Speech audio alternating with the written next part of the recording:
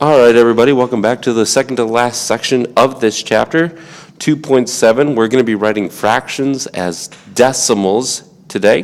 This starts on page 86, so let's get started. In order to do what we're going to be doing today, you're going to need to refresh yourself on the place value of the places after the decimal. So I put this picture here as a quick reminder. If you need to write this down, write it down. You'll have the tenths is going to be the first place after the decimal point. The hundredths are going to be the second place after the decimal point. The thousandths are going to be the third place after the decimal point. And the 10,000ths are going to be the fourth place after the decimal point. I don't think that we'll be using the 10,000ths place, just the tenths, hundredths, and thousandths today. But make sure that you know that and can recognize it, because it will really speed up how quickly you're able to do today's lesson. One vocabulary word for you today, and that is the terminating decimal. And that is a decimal that stops. Okay, so this is a terminating decimal. It doesn't keep going and going. It's just 0.3 and then it ends. And any terminating decimal we can write as a fraction. So we're turning this terminating decimal into a fraction. We're going to do that following a few simple steps.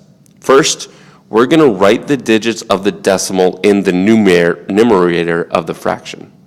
So our digits of our decimal is just 3, and that goes in our numerator. We're going to use the place value, this is where that last slide comes in, of the last digit to write the denominator. So this 3 is in what place value? Do you remember? The first place value after the decimal is the tenths. So what we need to do is we need to put a 10 as our denominator. Then our last step is to see if we can reduce that. We cannot. And so this is it, 3/10. Here's the next example. This is example 1a. We are going to follow the steps. We're going to write what our digits right here in our numerator. So our numerator is going to be 28 of our fraction. Our denominator depends on the last digit of the decimal. So the last digit is the 8. And what place value is it in? It's 2 places behind the decimal. So let's look at our picture that I put up here. And 2 places behind the decimal is the hundredths place. So our denominator then becomes 100. Our final step is to make sure that we're in simplest form. So we need to divide by 4 to get this into simplest form. Each of these can be divided by 4. 28 divided by 4 gives me 7. And 100 divided by 4 gives me 25. And that is in simplest form. Here's the next example, example 1b. We are going to put our numbers that we have here in the numerator of our fraction, 475. And look at the last digit. The last digit of the decimal is 5, and that is 3 spaces behind the decimal. 3 spaces behind the decimal is the thousandths place. So that means our denominator is going to be 1,000. And now we just have to make sure that we are in simplest form, so we must simplify. To simplify, we can divide both of these by 25. And when you divide both of those by 25, you're going to get 19 for your numerator. And 1,000 divided by 25 is 40. So this is your final answer. Here's one for you to try on your own. I put the picture there to help you on this one. I'll take it away pretty soon. But do this one on your own and unpause this when you think you have the right answer. All right. First thing, put the digit that you have in your numerator. and that is in the 10th place, so you need to put a denominator of 10. That cannot be simplified, so 9 over 10 is your answer. That's number 1. This one is another on your own. I'm not going to give you the answer for the picture for this one, so you're going to have to try that on your own or go back and look at it.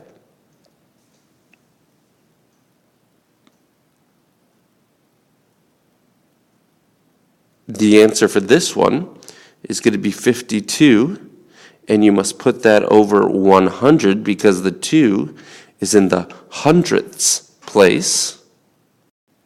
And then to simplify, because this can be simplified, you can simplify it by 4, and you should get 13 over 25. And that's your final answer for this one. Here's another one I want you to try on your own. This one is a little bit tricky.